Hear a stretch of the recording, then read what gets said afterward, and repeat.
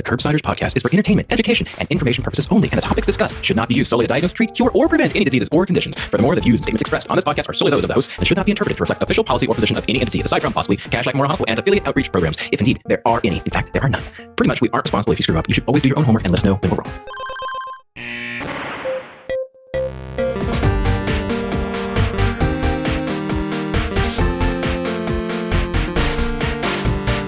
Welcome back to the Curbsiders. I'm Dr. Matthew Watto, trying to keep the energy up. It's late at night. Paul's watching me. I'm always nervous. This is a great episode tonight, Paul. We talked with a fantastic guest about COPD. This was a little bit of an update because we've done a COPD episode, but it was high time we had another COPD update. And our guest is Dr. Antonio Anzueto, and he was just lovely to talk to and had so many great pearls. Paul, before we introduce our guest fully and our co-host, can you tell the audience what is it that we do on the Curbsiders?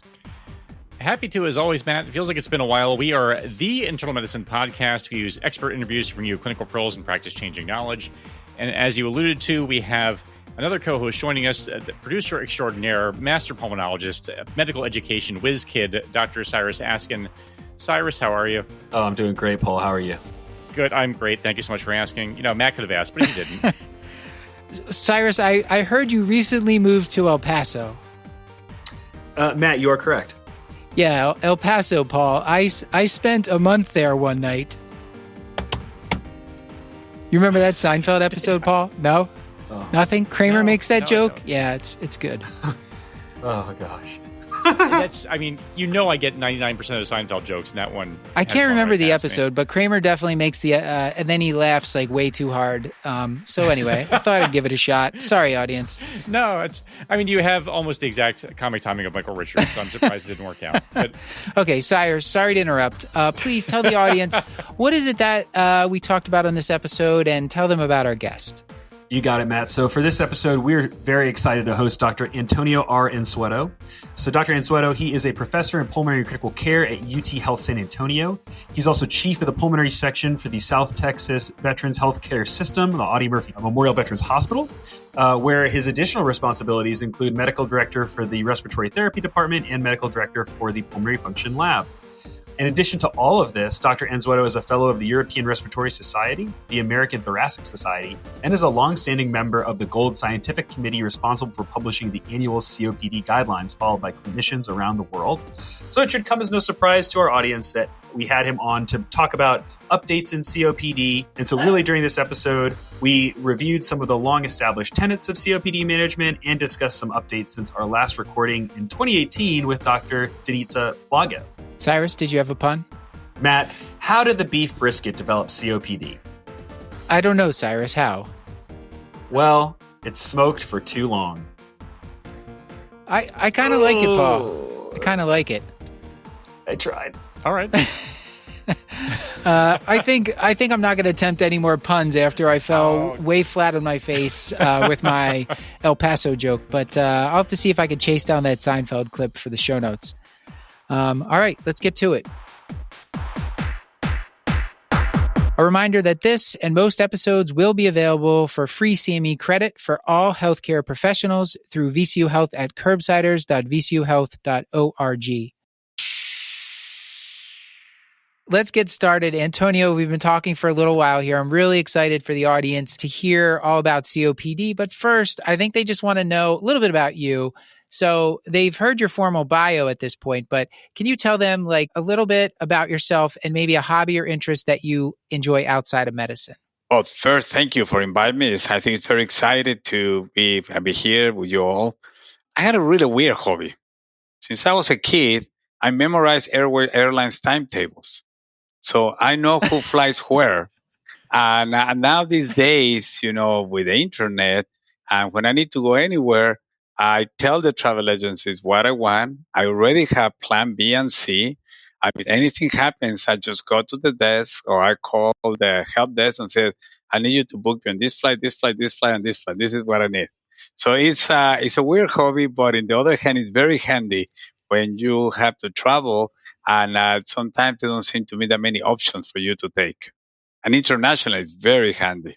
I will ordinarily ask about like a book recommendation. I have to ask, what transpired in your childhood that you began memorizing airline tables? Like, can you just talk me through how this all started? Because I am of course fascinated. Oh, when I was 15, 16 years old, I always loved aviation. And I love more of the airlines. The airlines are very similar to a hospital. It's very similar to healthcare. It really, for that plane to leave that gate requires hundreds of people to make it happen. It's like a hospital. There's an incredible coordination and everybody does their jobs. So that's the reason I like it. And over time, I was fascinated to see how people will go places. I was fascinated to see how this has grown. As a matter of fact, I had predicted 80% of the bankruptcies, the mergers. I can be considered a Wall Street airline analyst. I predict everything's going to happen. My wife already knows about it from me. I get a couple blogs every day. I read about airlines economics. So I know a lot about airlines. Paul, should we pivot the show topic into airlines? Yeah, and start taking more aggressive notes. Oh yeah, let's all get into airline futures. Antonio, you're going to make us all rich. Well, Cyrus the Younger, as we sometimes call you, did you want to ask anything to Antonio? I know you both know each other professionally, but did you want to ask, now that you've got him on the hot seat here, did you want to ask him anything before we get into the topic?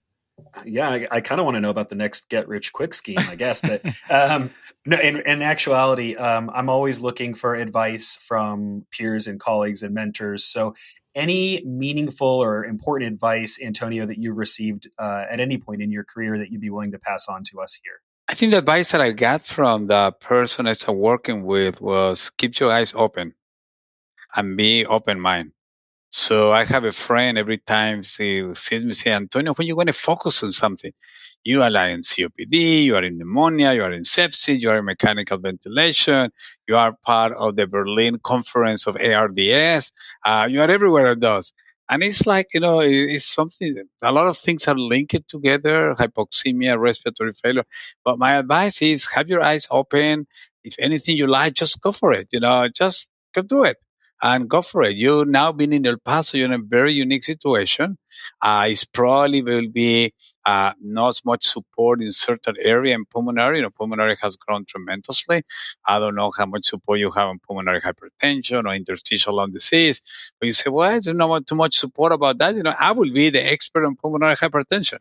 And have you become the director of the pulmonary hypertension clinic or the pulmonary fibrosis clinic? You just name yourself. I'm the director of the Pulmonary Hypertension Clinic. And everybody will believe you after that. Man, now I'm ready to take over the world now. I'm ready to go. Well, Cyrus, let's start to take over the COPD world, because we need a case from Kashlak. With pleasure. I think we can roll one out for Dr. Anzueto. We're sponsored by Wild Grain. Were you one of those people who was trying to make bread during the pandemic? You thought you were going to have your own sourdough starter, but if you're like me, it was a non-starter. Well, whichever you were, we can all agree that hot, delicious, fresh baked bread is just one of the best things in the world. So why not try some from Wild Grain? It's the first bake from frozen box for artisanal bread, and they have amazing things like rolls, pastries, and even handmade pastas. My family tried all this, and we loved every bit of it. Wild Grain uses only clean ingredients like unbleached and non-GMO flour, and they utilize a slow sourdough fermentation process that just tastes better than the stuff you're going to get in the grocery store. So if you're hungry already, for a limited time, you can get $30 off your first box, plus free croissants in every box when you go to wildgrain.com/curb to start your subscription. You heard me. Free croissants in every box and $30 off your first box when you go to wildgrain.com/curb.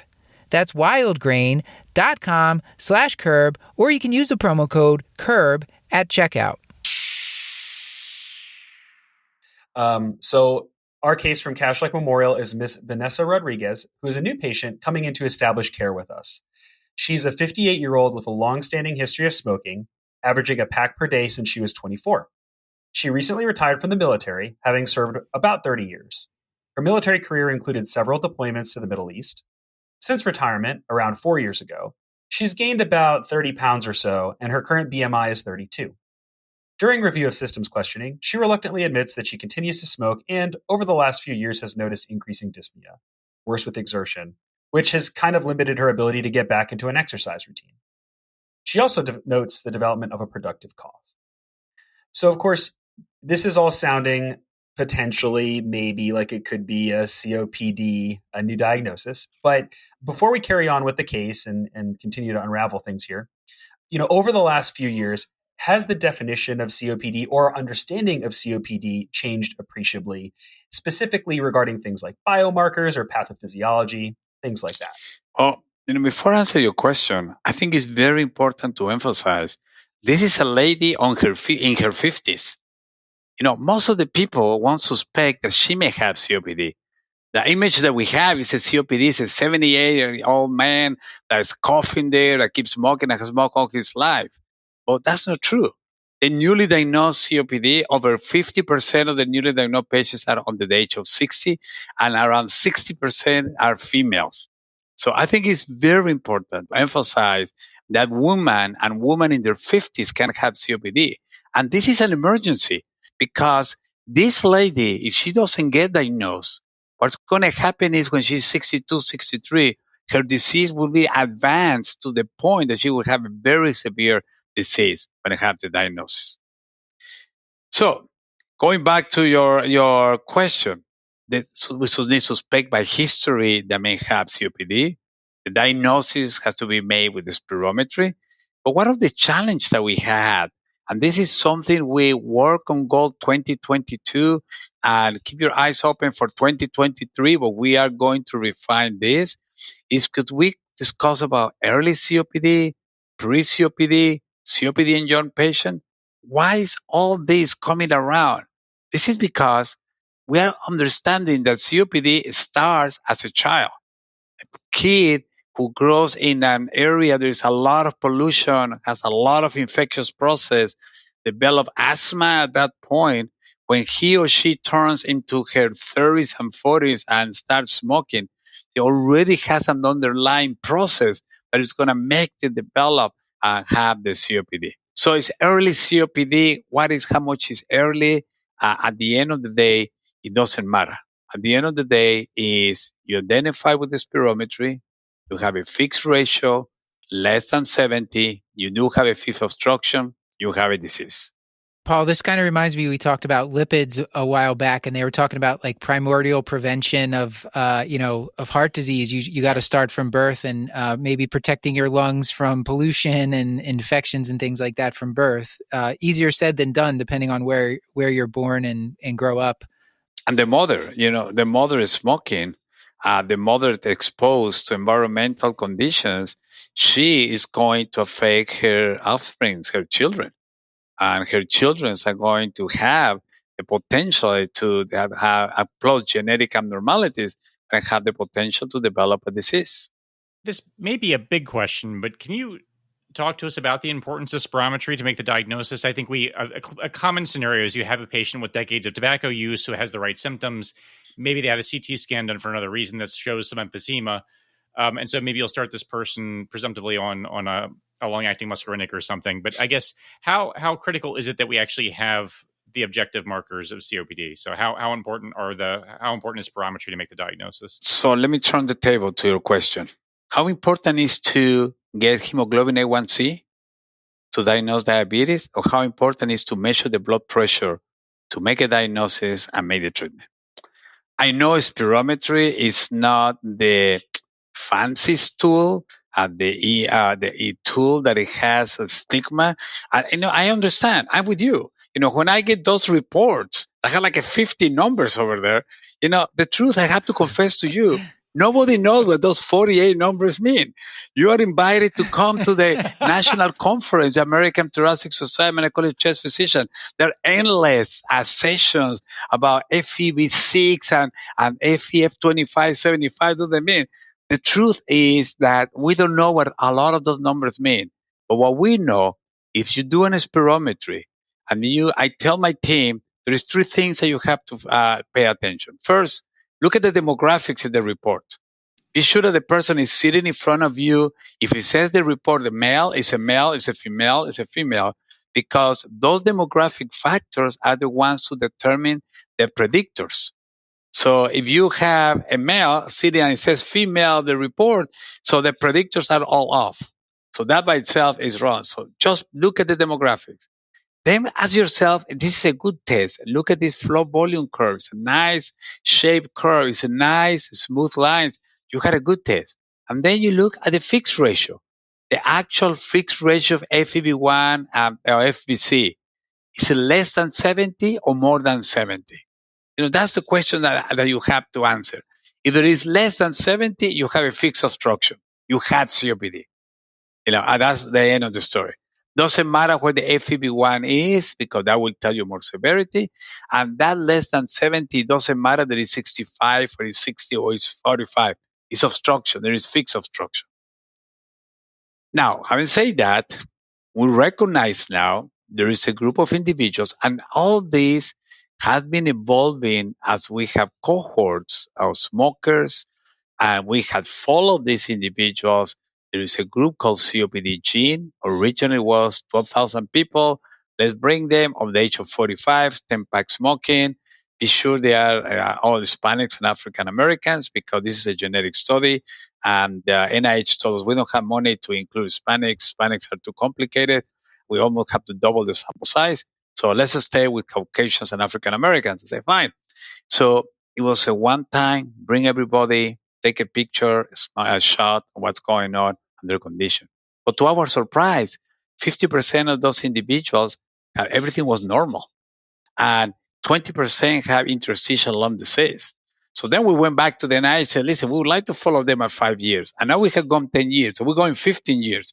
So we're getting a picture of what's going on. And you can have preserved ratio. That means that you are a smoker, your ratio in the spirometry was 75, it's not less than 70. But guess what? If that person continues to smoke, 5 years later, it's going to be either obstructed or it's going to become restricted and it's going to develop interstitial lung disease. And 10 years later, it can be more severe if it continues to smoke. So the bottom line is, yes, spirometry we need for the diagnosis. We know what we're dealing with, but it could have been people who falls on the size of that. And when we order this spirometry as in primary care, we're ordering just spirometry. And do we need the pre and post bronchodilator to prove that it's a fixed obstruction? No, actually, you do the pre or post bronchodilator not to see if there is a fixed obstruction, because it doesn't matter. We know that patients who have COPD has fifth obstruction. They can have some bronchodilator response today. 3 months later, have no bronchodilator response. 6 months later, had 20% bronchodilator response. There is a lot of variability in the bronchodilator response. I think the importance to do it with post-bronchodilator is because by definition of COPD is the severity, is the FEV1 post-bronchodilator. So this is like you want to see if your individual has high blood pressure, but what you want to understand is I want to see what's your blood pressure while you're already on medication.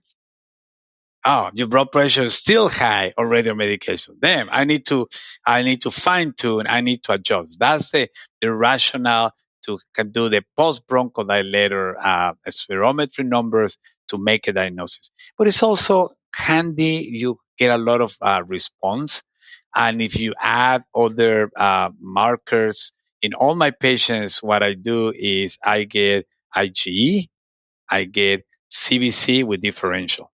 I don't know how's in Philadelphia. Well, let me tell you, in San Antonio, if you order CBC in any primary care or any specialty practice, you don't get a differential. You get a computer, neutrophil, lymphocytes, monocytes. I had a lady who came to me, a little older, this patient, in her mid-60s. She's been in the emergency room. She has seen a bunch of people in town, even a specialist, and I could not find a eosinophil count in this thick of her chart. It was this thick. So I said, what I'm supposed to do? Well, I sent a CBC with differential. She got 45% eosinophils. So she really has, her condition is an entity that is a completely different story what we need to do. So this helps you not only to diagnose COPD by itself, but also to exclude other conditions. So you're pretty much excluding high eosinophil group, you're excluding high IgE group, you look at bronchodilator response. So pretty much you're getting a much clear picture of what you're dealing with. So I want to try to recap just real quick, and then Cyrus, I'm going to throw it to you in a second here. So we're getting spirometry. We're looking for this fixed ratio of less than 0.7 to make our diagnosis of COPD. And we're going to look for the pre and post bronchodilator. What's helpful to look at is the post bronchodilator FEV1, because if that's severe, that's a predictor of severity. And then you like to get an IgE level and a CBC with differential, because you're looking to see eosinophil counts and does this person have high IgE levels. This is all going to be helpful to you as you're making your treatment plan. This is very important. You know why? Because we do have all these biologicals. And this person may fall in a category of asthmatic, and these biologicals change their life. These biologicals are a life changer for the patient. The same that we saw with biologicals in rheumatoid arthritis and all those conditions, biologicals in asthma and the particular phenotypes of patients are life changing. So that's what I want to know, is to try to understand is anything of this that my patient may have. And that sort of brings me to one thing I wanted to touch on before we continued the case was, you mentioned, Antonio, about the PFTs and the ratio. Obviously, less than 0.7 is concerning for obstruction. But we do use that in asthma as well. And so I know that when our listeners hear this, there may be some confusion. So from a pulmonary function test standpoint, in your practice, how do you differentiate the two? So certainly the bronchodilator response is going to help a lot to make the differentiation. But asthma has other features. Asthma is not only that the individual smoke. Asthma has atopy, allergic reactions, environmental conditions. I love to ask my patients about strong odors, perfumes, cleaning products, and they will tell you, listen, I can walk to a room and somebody has a perfume, I have to walk out of that place, or I have to be changing whatever products I use for cleaning because the odors are so strong. So asthma has its other features that are part of the phenotype that the patient will present. And also the subtypes of patients, I will add about some of the phenotypes of COPD. This person is exacerbated, that seems to be in the hospital all the time. That's an individual that in 2022, those patients don't exist anymore. The one we used to see 10, 15 years ago, that they will come in the hospital and come back and have this recurrent bronchitis exacerbation. So if the patient has that, you really have to ask yourself, what's going on here? Why is this patient having that? I look at medication compliance.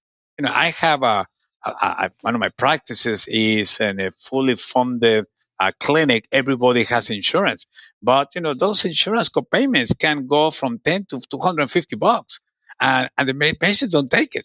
And I had patients that don't care to spend $300 in a bottle of wine, but they will not spend $300 in an inhaler. I mean, that is a fact. So I always ask them. It's less fun, Antonio. Yeah, come on. well, I mean, a nice bottle of wine or an inhaler. I might go for the bottle of wine. You have to breathe. Yeah, that's true. But so I always remind myself to ask them about it, their medications.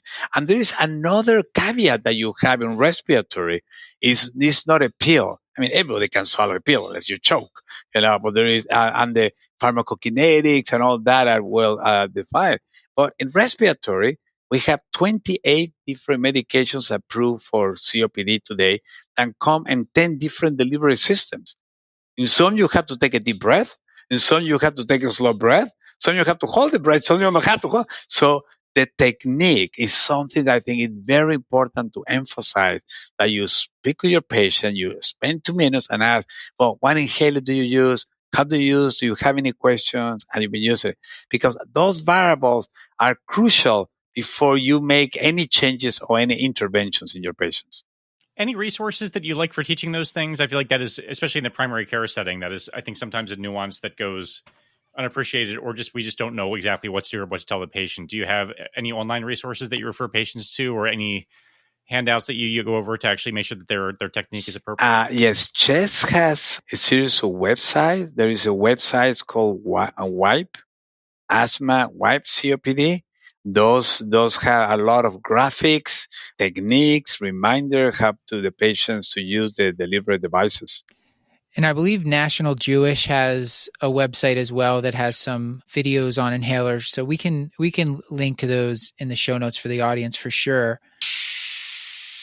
This episode is brought to you by Grammarly. You know, as I've said, at the Curbsiders, we put out so much written content, whether it's for the website and our show notes, our emails that we're sending out every week. We really want to have written communication that's clear and mistake-free. So that's what Grammarly does for us. Grammarly is free to download, and it works everywhere you do, so every project gets finished a little quicker. And the free version of Grammarly is going to give you spelling, grammar, and punctuation suggestions, plus a free tone detector to make sure that your message comes across the way you want it to. And if you step up to Grammarly Premium, what I love about it is it gives you clarity-focused sentence rewrites where it says, "Hey Watto, you said this in a way that doesn't make any sense. Maybe try saying it this way instead." I love that. So get more time back in your day with confidence in your work with Grammarly. Go to Grammarly.com/curb to sign up for a free account. And when you're ready to upgrade to Grammarly Premium, get 20% off for being our listener. That's 20% off at GRAMMARLY.com/curb. For interest of time, I think we should move on a little bit. And I know, Cyrus, we were going to give a little bit more of the case. Yeah, so why don't you go on in the case and take us where you want to go next with this? Absolutely. I know Antonio dropped 1,000 knowledge bombs right up front. So there may be a little bit of redundancy here, but we'll work through it, I'm sure. So after our discussion, again, with Ms. Rodriguez, we start our exam. She's well appearing. She's not in any distress. She appears comfortable. You do notice some centripetal obesity and some tissue redundancy around her neck, chin, and face. On cardiopulmonary exam, you don't notice any abnormal heart sounds or any evidence of elevated CVP or elevated JVP. You don't really appreciate any wheezing, but she does seem to have a prolonged expiratory time. And then in regards to vitals, she does have a resting oxygen saturation at 94% on room air. So as we're putting it all together, we talked about some pearls from the workup in terms of pulmonary function testing, potentially CBC with differential, IgE. So we kind of got those things in the back of our mind. But in terms of the history, the exam, is there anything with Ms. Rodriguez that's particularly worrisome? And then also, if we could touch on, aside from COPD, what else might be in your differential as you're working through this case? I mean, worrisome for me, the weight gain. It's worrisome for me, the description of the features of obesity. I would like to know, she has been treated for asthma. Has she gone to emergency rooms? Has she been in systemic steroids? Certainly in the young person, she's relatively young. I will worry about vocal cord dysfunction. I will worry about upper airway abnormalities. Very often, cases look like asthma, sound like asthma, and patients go to emergency rooms or seek help. What they do is they receive steroids. And I remind me a lady that I had that she was around 40s, that she started having these asthma attacks. And it was after she had a C-section for a pregnancy that got a little complicated. She got intubated. And what the lady had is a subglottic stenosis secondary from the intubation. So I will worry about that, and I will pay a lot of attention in her spirometry at the flow volume loop. I want to have that flow volume loop to be very nice and smooth. If the flow volume loop shows anything flattening, certainly having COPD with sleep apnea concomitant. In her physical exam, I will take a look at that mouth, her malapathy. If I can see her uvula when she opens her mouth, I will be happy. If I don't see anything, I say, she probably has some sleep apnea, and I will pursue that path too. And I will now recognize that chronic diseases, asthma, COPD, and sleep apnea, they live hand by hand, and they can go. But I will be worried about her weight gain. Why she has gained that weight and the distribution of the weight too. That's interesting, because with COPD, I'm used to thinking about weight more from the other end, where oftentimes I'm seeing patients who are having trouble maintaining weight, probably when they get the pulmonary cachexia syndrome later later in the course. But it sounds like early on, the patients with weight gain, that may be part of the treatment. I know we did a prior episode on obesity hypoventilation and talking about weight loss, and of course we've done episodes on sleep apnea as well. But it sounds like just recognizing that maybe they're diagnosing and treating that is going to be something you're keying into. And this gain of weight, is she having respiratory symptoms? Has she been on systemic steroids? Has she got to emergency rooms? And is getting steroids for that. So I will be very concerned about why she gained that much weight. Got it. Okay. Cyrus, what's next? Yeah, so I think, in this case, you, of course, identify that weight gain, and on exam, you're seeing it. And she says, it really has just come on as she's had more and more difficulty exercising, which she feels is secondary to her shortness of breath. And so she's now living a more sedentary lifestyle, whereas before, when she was active duty military, she was doing PT regularly. And I guess, maybe she didn't have as significant dyspnea as she does now.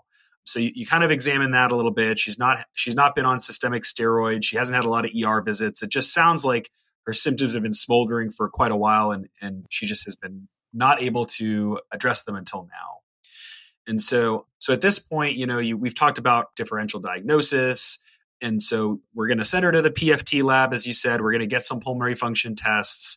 And it looks like she was able to get in actually same day. You got super lucky. And we have an FEV1 of 65% of predicted with an FVC of 98% predicted, resulting in an FEV1 to FVC ratio of 0.62. So that's her true ratio, not the percent predicted.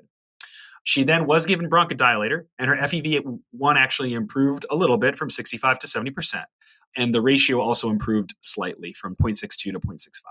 So she comes back to the PFT clinic to talk to you, and now she wants to know, what do we make of these results? And so, Antonio, how would you interpret them, and how would you discuss this with our patient? So she clearly has a fixed obstruction. So I would tell her I would be very suspicious that she may have COPD.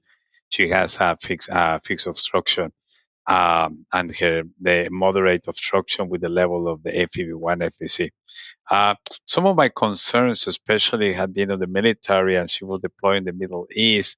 We've seen all these coming there that we don't fully understand. Certainly, at the beginning, in the early 90s and 2000s, when people were exposed to the burn pits, that was a major concern. But there is other environmental conditions. So I would like to understand that she doesn't have some restriction component, was her DLCO. So I will tell her, I would recommend for her to do full PFTs. I would like to see the whole panel, the whole spectrum of lung volumes and diffusion capacity.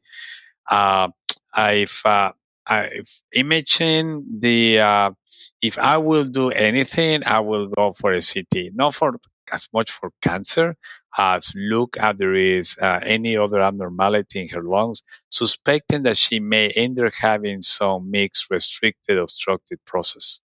So this patient we're talking about. So just to recap for the audience. So she's in her late 50s. She smoked for 34 pack years. She'd been having this weight gain, is coming to us with dyspnea, and then Cyrus mentioned she was exposed. She was in the military. And these burn pits, in case people haven't heard about them, essentially the military bases, it's not like there's trash removal necessarily. So they would just have these giant pits where they would burn waste and trash right next to the base. So people were getting exposed to this. And we already talked about pollution on this episode. So she's got multiple types of potential smoke exposure throughout her life. And then the CAT scan here, I guess she would probably qualify for the low dose CT as well with her age. But is there a difference in the way you would order? Would the low dose CT suffice for her, or would you order the regular non-contrast CT? Sure, I think there is two things here. I will order a regular non-contrast CT, basically to understand her lung condition as a baseline. In the Gold Committee and the USPSTF, now there is a strong recommendation to do the low dose CT on the regular basis. And I know you have discussed that here in the program, but the only word of caution about this is a trip that the patient has to be willing to take, because the benefit of the low those CT if the patient is willing to do the full time of the follow-up. If the patient drops halfway through after 3 years, doesn't want to continue doing, any benefit will be completely lost. So I think that's something that I emphasize to my patients before they are willing to embark into LDCT screening for malignancy. And of course, a smoking cessation here will be the most I will have to emphasize that she has to stop smoking. Yeah, Paul, you remember in CHEST in 2020, I think we talked about that a little bit and saying that it's not enough to just get the first CT, but it seems like, I'm not sure about you, Paul. Do most of your patients get the follow-up CTs? You're a great doctor, so probably, but. I will say there tends to be diminishing returns after they get that first sort of negative report a lot of the times. And so it requires a little bit more cell after you have one that is kind of reassuring, which is not the way that they're supposed to work. So I'm picking up what you're putting down. Okay. Thank you for making that distinction. And that's a great point that you got to tell the patients.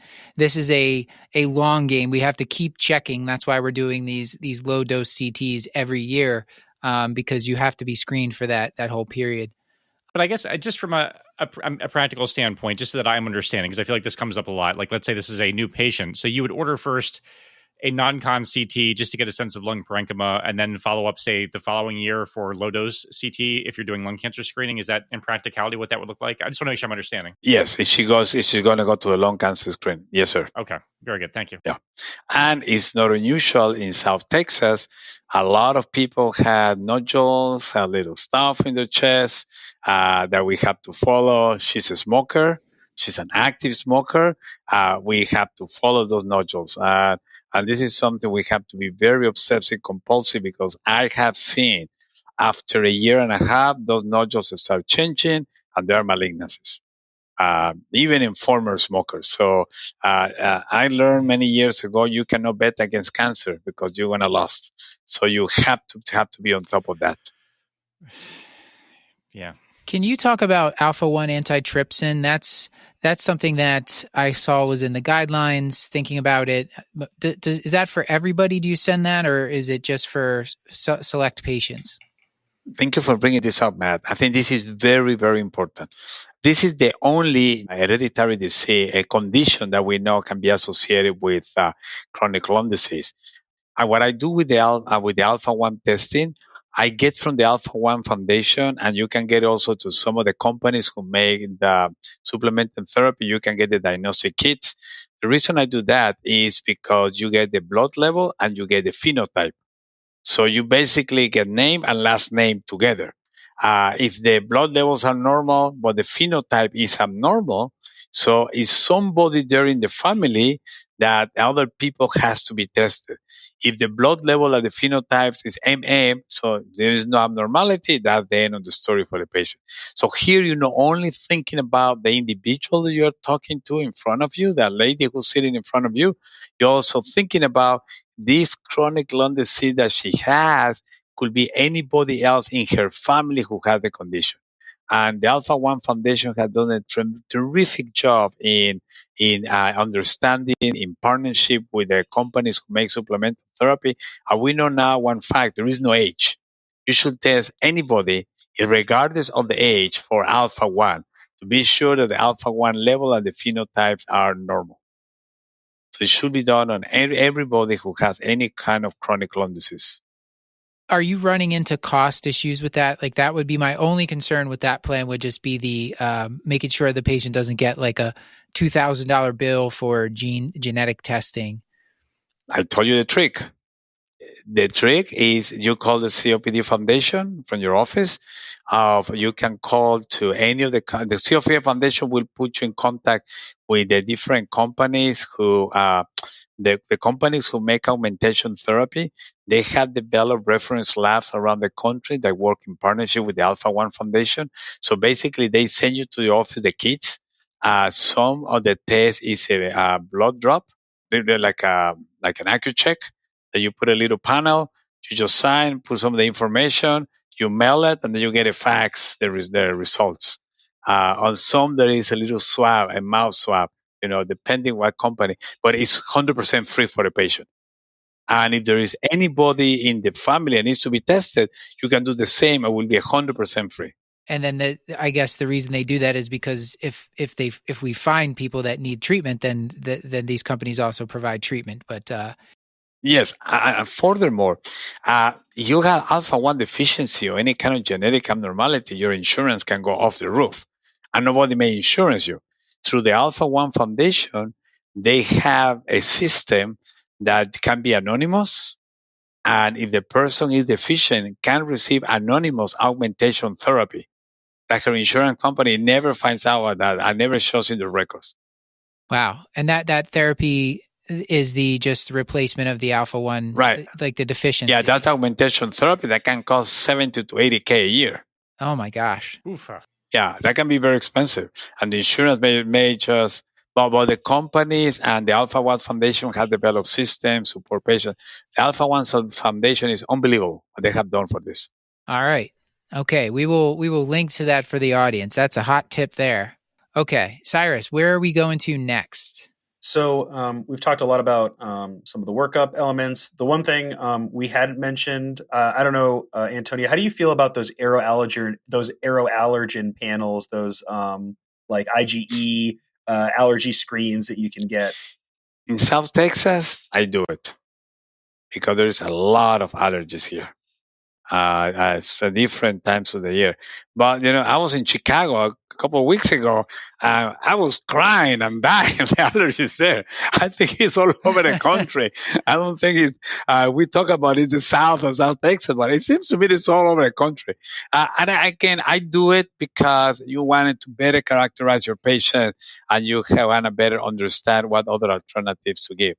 I would say something, Montelukast is given 50% of patients with COPD out of Montelukast. There is not a single clinical trial to use Montelukast in COPD. So the assumption is because they have allergies, but the truth is we have no evidence if you don't have allergy or asthma that it will work. And in COPD, there is no single clinical study. What would you advise for our audience? How do you handle that in practice? Do you think that's overuse of that medication? I mean, there's cost, there's potential side effects. I think it's tremendously overused. I recommend my patients, yes, you have allergies, well, rotate your over-the-counter loratadine, rotate your over-the-counter anti-allergy medications. I tell them don't go and buy the 100-bottle pills because over time you become resistant. So go and buy the generic loratadine, the 12-pack, 20-pack, and when you run out of that, buy the one that is next to a different class. Just rotate those. So that will make you, will work better for you. And use it when you have a lot of symptoms. Great. Okay. That's right. I've never done that. Because those don't have a black box warning, right? That's really interesting. I think that's super helpful and very clinically relevant, I think. One other thing I wanted to ask about was sort of the different tools, the MMRC or the CAT, those questionnaires that we can use with our patients. How often are you using those with patients, and how important is that when you're trying to assess their sort of day-to-day limitations? Yeah. So one of the big challenges with COPD is how do we develop objective tools to communicate with the patients? With blood pressure, when the patient comes, your assistant takes the blood pressure outside. When you see the patient and they ask the patient, "Hey, Mr. Johnson, how you doing?" "I'm doing wonderful." "Are you taking your medication?" "Yes, doc, I'm taking all my pills and everything."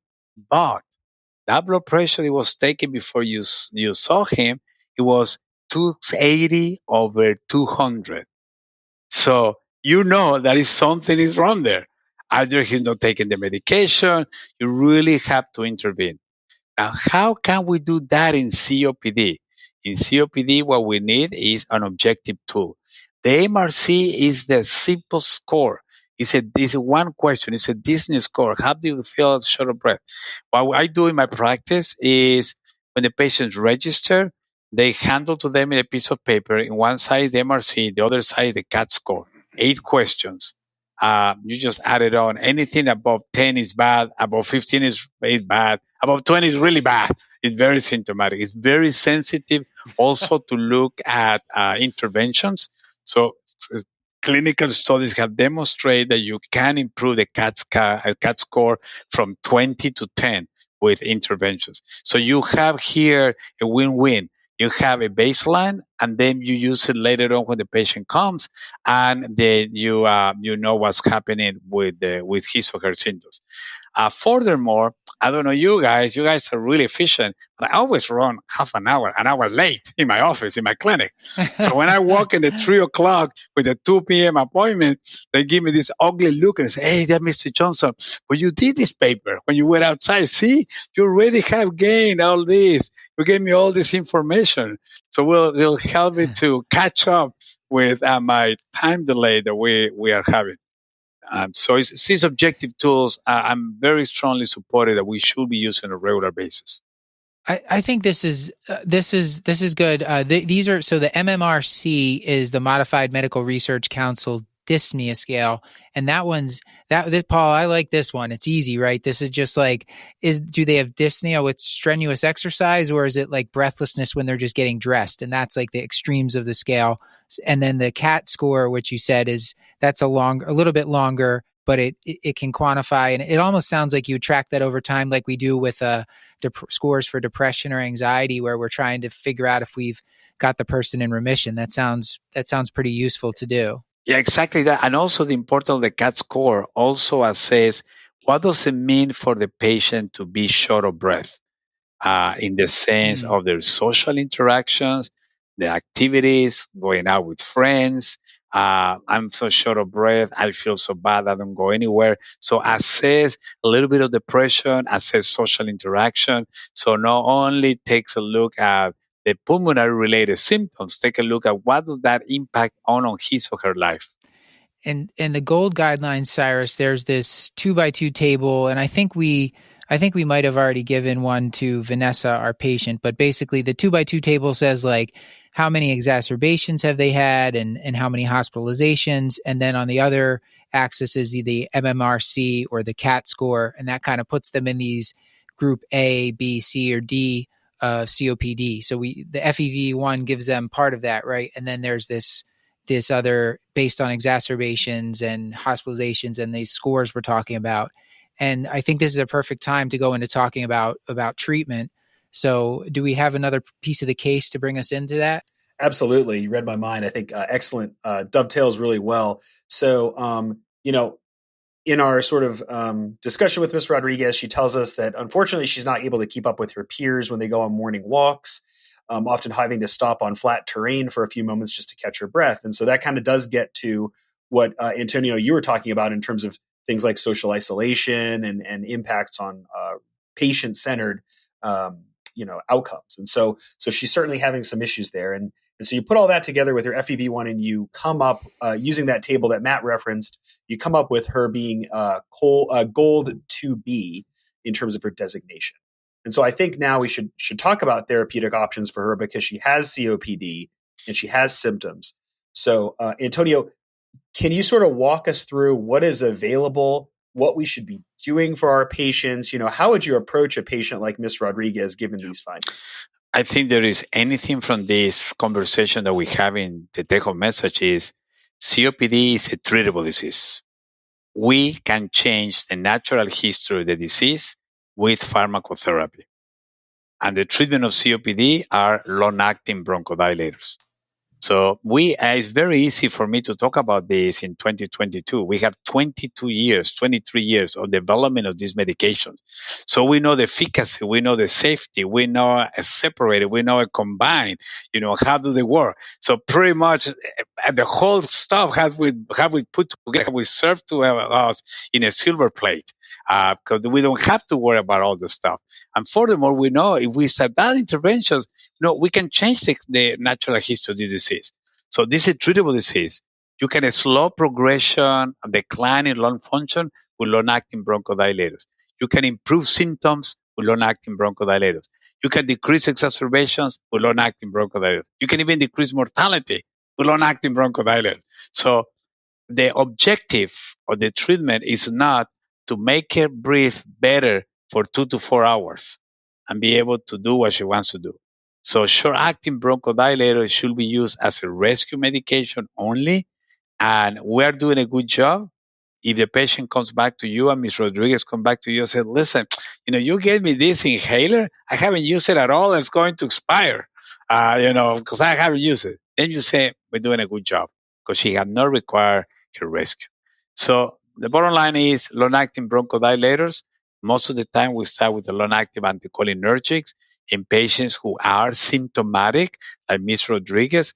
Starting with the fixed combination of two long-acting bronchodilators may not be a bad idea. A long-acting beta-2 agonist with a long-acting anticholinergic. Given the medications combined in a single inhaler, actually you don't get 1 + 1 = 2. You get 1 + 1 = 3. You get some opening of the proximal airway with the anticholinergic that allows the beta-2 agonist to penetrate further down in the distal airway. In patients who are more severe or hospitalized or have high eosinophils, like when you're going to use inhaled corticosteroids, we know that give them combined with the other bronchodilators, you get better efficacy. So the treatment on her is long-acting bronchodilators. She's very symptomatic. I will start with the fixed LAVA-LAMA combination. Yeah, that brings up an interesting point about potentially de-escalation. So I guess maybe before we get to that, though, just to define terms. So the short-acting agents, those would be ipratropium or albuterol. That's classically in the U.S. anyway, the two that I think of. And then the long-acting muscarinic is tiotropium is the one that seems to be most available in the U.S. And then the long-acting beta agonist, that's your salmeterol, formoterol, I guess vilanterol, those agents. We have also umeclidilium, glycopyridium are available at the long-acting anticholinergics too. Okay. Yeah. Paul, do you get confused by the inhalers as well? Yeah, no, and I'm always grateful for the yearly formulary change where just everything becomes suddenly newly expensive and you have to choose a different one. It's always a treat to learn some new trade names. And once you remember the medications of that, the insurance company is going to take care of you to change it, to switch it. So your patient is in a formulation A, they will get a letter. Oh, next month you're not going to get A, you're going to get B. And 6 months later, you go back to A. So I tell my patients, this is life. You just have to navigate through that and be sure you get your medication.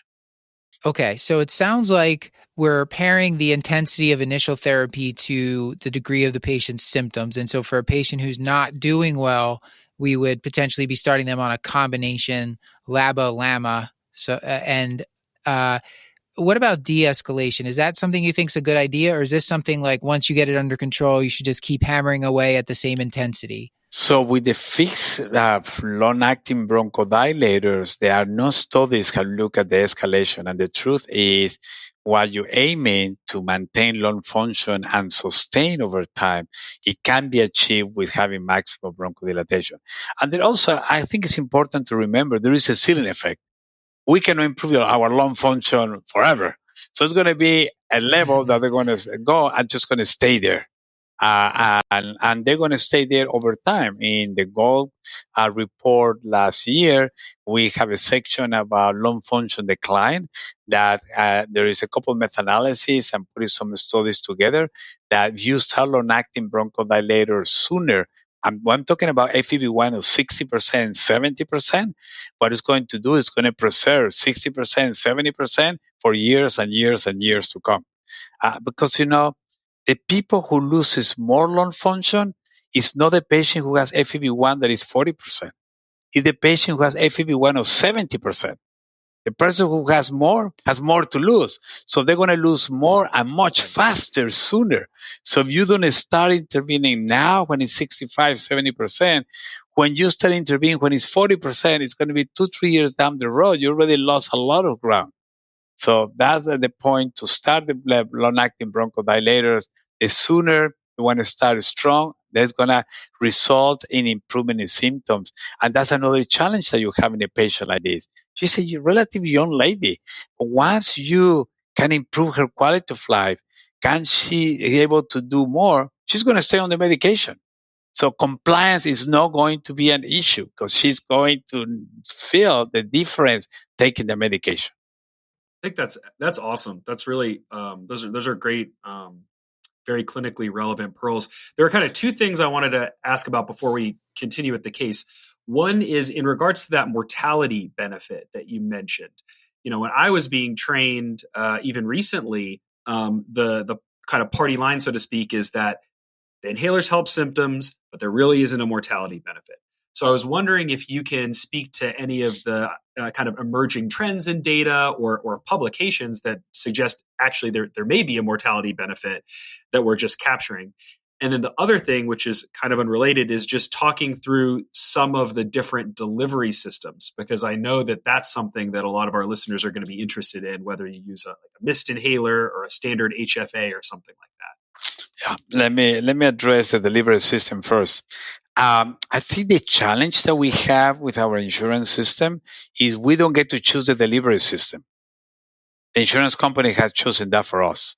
So I love the soft mist. I think it's all the delivery systems. The one that gives you better lung penetration is probably the soft mist. You have less precipitation in the mouth. But if it's not in the patient's formulary, it's not going to work. So what we need to do is we need to work with what we have. For example, if the insurance company uses the HFA, I will use Aero chamber, a spacer. The spacer will allow the medication to be able to penetrate better into the lungs. If their insurance, what they approve for the patient is powder medications, I tell them to take the medications right before their meals. So right before breakfast, take the medication, eat breakfast, then rinse their mouth. That will significantly decrease two things. One is the sensation of a choke or powder in the back of their throat. And second, it will decrease the possibility of having candida infection. I think with each of the delivery system, we have to adapt. And just remind our audience that we do have nebulized medications now, long-acting bronchodilators available in a nebulized formulation. So we have long-acting beta-2 agonists, long-acting anticholinergics, inhaled corticosteroids, nebulized. The new nebulizer machine is not like my grandmother had. Is these machines first are much more cheaper. Most of the insurance will pay for it. Nice, portable, small. You get 3 to 5 minute nebulization, and you can use long-acting bronchodilators. So this is an alternative for many of our patients that we can mimic the inhaled medications in a nebulized form. And that's probably good. I'm sure that's good for people who can't do the breath hold and people who can't coordinate or can't do the breath hold aren't having success with the regular inhalers. Yeah. Or to use the nebulizer. So the second question is mortality. We know for a fact, the only intervention decreasing mortality in COPD is supplemental oxygen if you are hypoxic. These studies, when they were done in the 60s or 70s, today there's not going to be a single IRB that will approve the study because, the truth, people will die. But it clearly showed if you are hypoxic at night, you need supplemental oxygen. Having said that, we've been intrigued for many years that the bronchodilators may have some effect in mortality. We just saw in the last 3 years 2 large different studies that are with a fixed triple therapy combination. And this comes down to who are the patients who were enrolled in the clinical studies, who are the ones who were benefit from the potential benefit in mortality with these formulations. So these were patients who had exacerbation, were hospitalized or had frequent exacerbations, who have moderate COPD, and in these patients, give them the triple therapy, not only decrease exacerbations, but also there is a signal that is a reduction in mortality and probably has to do with reduction of the risk of cardiovascular mortality. That's as far as we go today.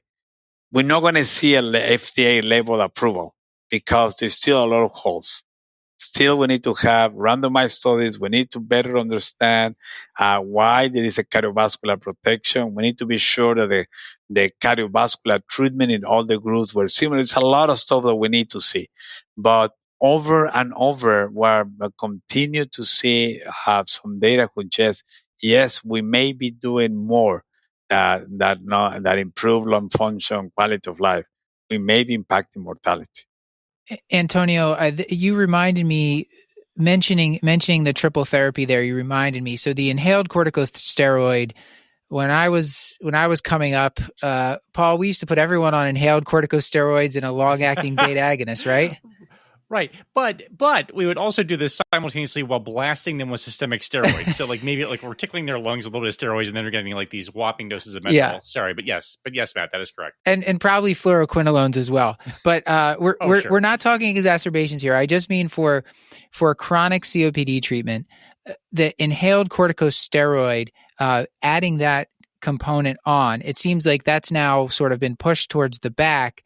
And then this new guideline, I thought it was interesting. It said if the absolute eosinophil count is greater than 100, consider inhaled corticosteroid, or if the eosinophil count's greater than 300, it might be a good choice for the patient. Can you talk a little bit about that? Because I know there's increased risk pneumonia with it, and maybe that's why.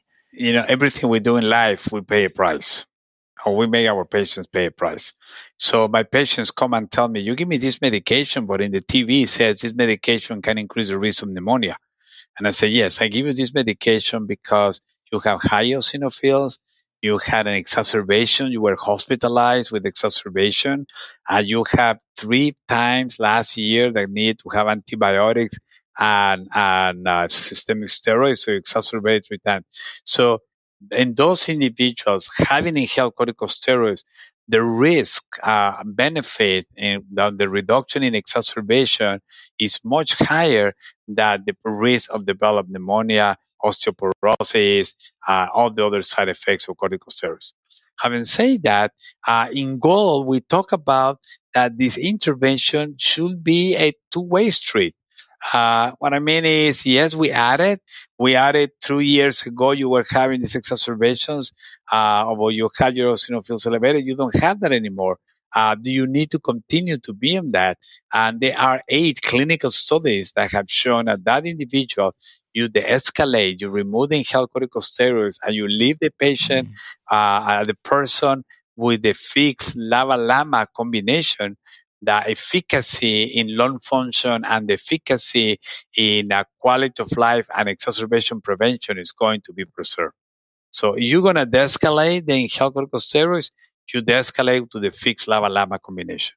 But if a person has high eosinophils, that person will have to stay, and they will fall into this group asthma, COPD overlap.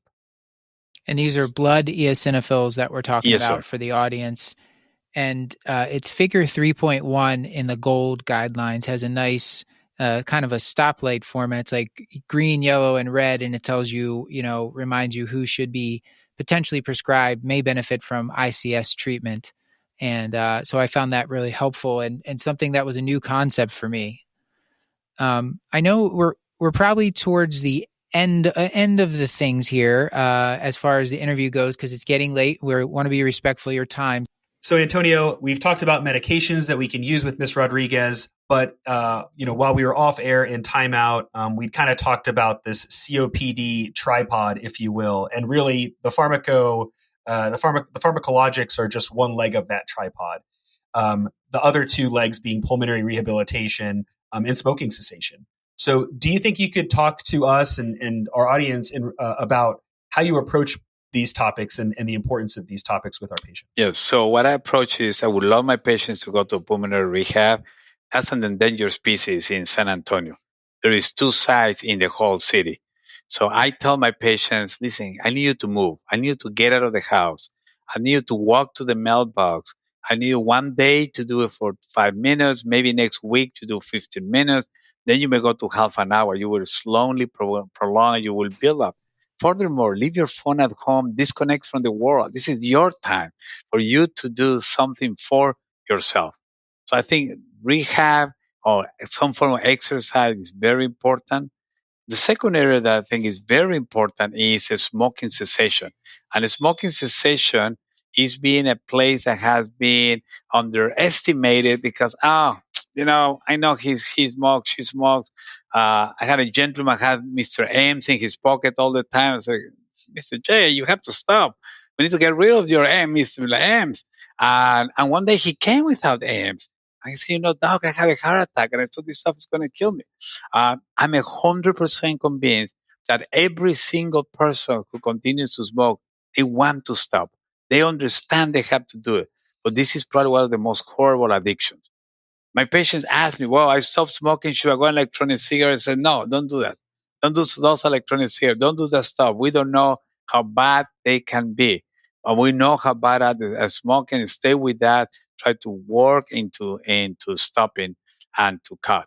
And now people tells you, oh, I had a friend, my uncle smoked when he was 90 years of age. Yes, I had a friend who quit smoking when he turned 100. He buried three wives of old age. He said, oh, Mary, she was an old lady. That's the reason she died. The guy died of 103. The gentleman used to do square dancing. He fell, broke his hip, and died of a PE. But he had good genes. And what we don't know is who had good genes and bad genes. So I told my patients, I don't know you had good genes to be able to smoke until you be 100 years old. So that's why you must stop smoking. Antonio, and we've done smoking cessation shows, which we can link to in the episode description in the show notes for this one. So our audience is definitely familiar with a lot of great tactics for smoking cessation. We talked about like endless varenicline, right, Paul? That's one of my favorites. Yep, in perpetuity. So the pulmonary rehab? I love how you said you're sort of like, because not everyone can get into it, you're just encouraging them to have this graded exercise where they're gradually increasing the amount that they're doing. That's one of the things. I wasn't sure exactly what, if you get to a formal pulmonary rehab, is there a big education component? Are they teaching people about inhalers there as well and exercising them, or is it mainly just focused on the exercise? I think the most important aspect of going to a pulmonary rehab, and that's the reason I really love my patients to go, because they are sitting next to another person who's dealing with life on the same circumstances. I can tell patients about, oh, do this, do that. But when they sit there, they talk to people who that's their day-to-day activities is huge. And patients actually learn some tricks to deal with life. So I think that's what is more important than rehab. Of course, they teach them how to take the inhalers. They train them how to use their medications. They train them how to gain more strength. All that is a plus, plus, plus. But the most important is the daily interaction with people who has this, the other people who have the same condition that they have. I think we should start to wrap up our case here. I know we did want to talk a little bit more. Well, Cyrus, I know you wanted to talk about oxygen and non-invasive ventilation. So how does that factor in for our patient Vanessa? Is she headed towards either of those things? Maybe we'd have to roll the clock forward if she doesn't stop smoking. But tell us how you want to wrap this up. Yeah, so I think for Vanessa, we probably shouldn't lose sight of two factors. One is that she does have obesity and she has some kind of evidence of maybe upper airway obstruction. And then, of course, she had that resting oxygen saturation of 94%. So when you see those two things in regards to oxygen therapy and then in regards to positive pressure PAP therapy, how do you tackle those, Antonio? I think she needs a sleep study. I've been doing a lot of portable sleep studies at home. The pandemic has allowed us to do that. It preserves the patient's privacy. We get the information that we need. And some patients that absolutely don't want to do that, I will use continuous nocturnal oxygen monitoring.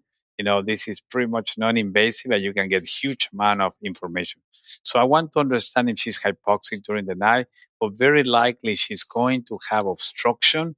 So what we would like to do is to offer her the possibility of a CPAP, dental device, any ways to try to improve her airway obstruction because she's pretty young.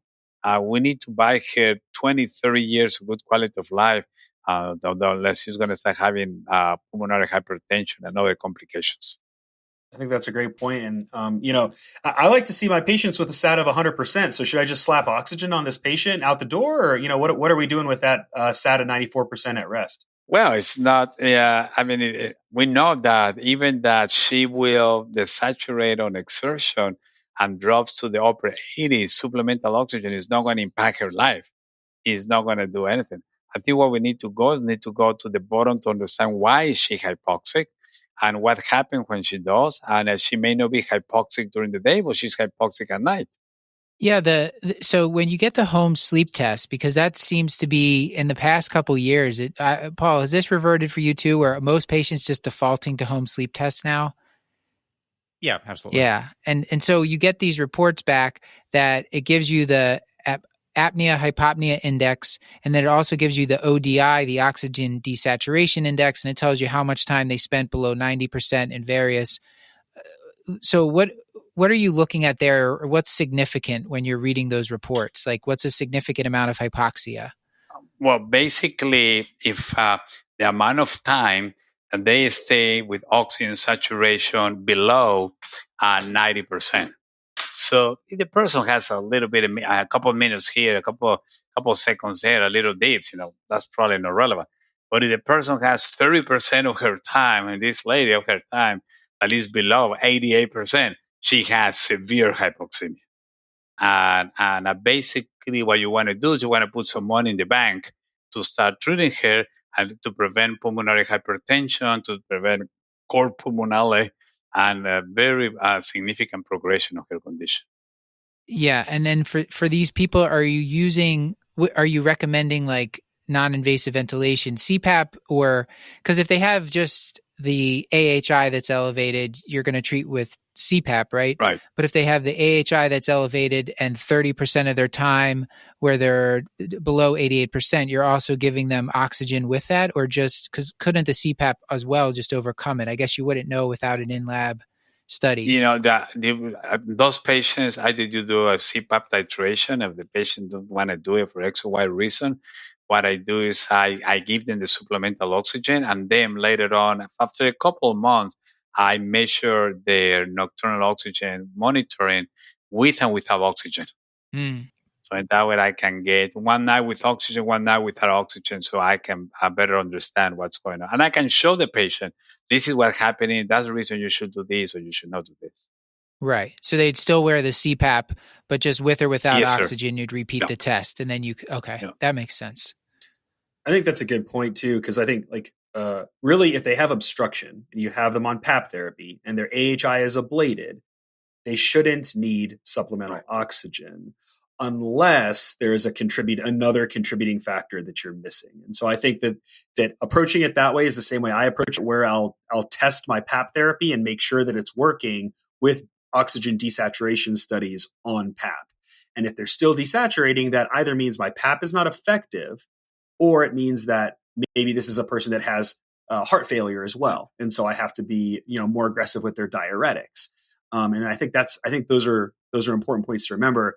I think the other thing that I was trying to get out of the case is, if someone's got a resting saturation 93, 94%, and you're giving them a diagnosis of COPD, is this someone who should be getting, a walking desaturation study, an exertional test of some sort? Is that what you would do with someone like this, Antonio? Yeah, I do 6-minute walks on those patients. Let me tell you, our techniques of the 6-minute walk meet all the exclusion that how you should not be doing a 6-minute walk. There's been a lot of obsessive, and into the pulmonary, especially in the COPD community, has been very obsessive how the 6-minute walk has to be done the whole way, the noise. The truth is that doesn't matter. We use a hallway. We use that for our patients with ILD, for our patients with pulmonary hypertension, our COPD. You decide, you have a problem. So I do 6-minute walks, and this is something we do routinely in our practice, and also helps the patients to realize, what's the severity of his or her condition. I know that my SATs really drop. I got very short of breath. I was able to do this much. Also, you get some idea how the cardiac function are responding. Before we leave this discussion about non-invasive ventilation, Cyrus, I think you wanted to make one point about the BiPAP for people who are hypercapnic. I mean, oftentimes the patients with COPD have bicarb, resting bicarb in the 50s or mid 50s, high 50s. Do those patients need to be on BiPAP? I guess would be the question. And is there any benefit to reversing that? Yes, I think in those patients, BiPAP ventilators, the AVAPs, so we can mimic and make the machine to be more friendly for our patients to use. And once the patient's ventilator is working, the AVAPs, and you can titrate the pressures appropriately, the patients love it. And they tell you, I can sleep very well, I feel rested, and I can see a significant change in my life. And those are auto titrating BiPAPs, similar to an auto titrating CPAP, and those tend to be more comfortable, it sounds like, for the patient because. And also remember the other important issue I tell my patients is very often when you get any form of non-invasive ventilation, CPAP, BiPAP, you go to a place, they tell you, this is your machine, this is your mask, go home. And I tell them, no, it doesn't work that way. You go over there and you tell them, I want to see all the devices. They make pink devices because women's face are different, smaller than men. So be sure they give you a pink one if you are a lady, and find out only the nose on the mouth, underneath the nose on the mouth. I mean, we have so many alternatives because at the end of the day, what we would like is to be a device that the individual would say, I love this, I need to sleep with this. So that's the most important part. Well, I think we could talk for hours. We've already decided in our timeout that we probably need to do a follow-up episode with the hospital medicine crew on acute exacerbations of COPD. But this has been just fantastic. So at this point, Antonio, I'd like to thank you for all your time. And can you give us a couple take-home points, maybe 2 or 3 take-home points that you really want the audience to remember from what we talked about tonight? Well, thank you. Thank you again for our invitement. So my take-home points is 1, make a diagnosis. Not everything who smoke, not everybody who smokes develop obstruction. Not everything who cough is COPD. So make a diagnosis, do a spirometry, be sure that the FEV1 FVC ratio is less than 70, that you have a lady in front of you that it has COPD, has fixed obstruction. Second, the face of COPD has changed. We have to suspect COPD in patients less than 60 years of age and women more than men. My third point, this is a treatable disease. You can make a difference using long-acting bronchodilators. Try to adjust the delivery device to be the one the patient is able to use, but the treatment is long-acting bronchodilators for this condition.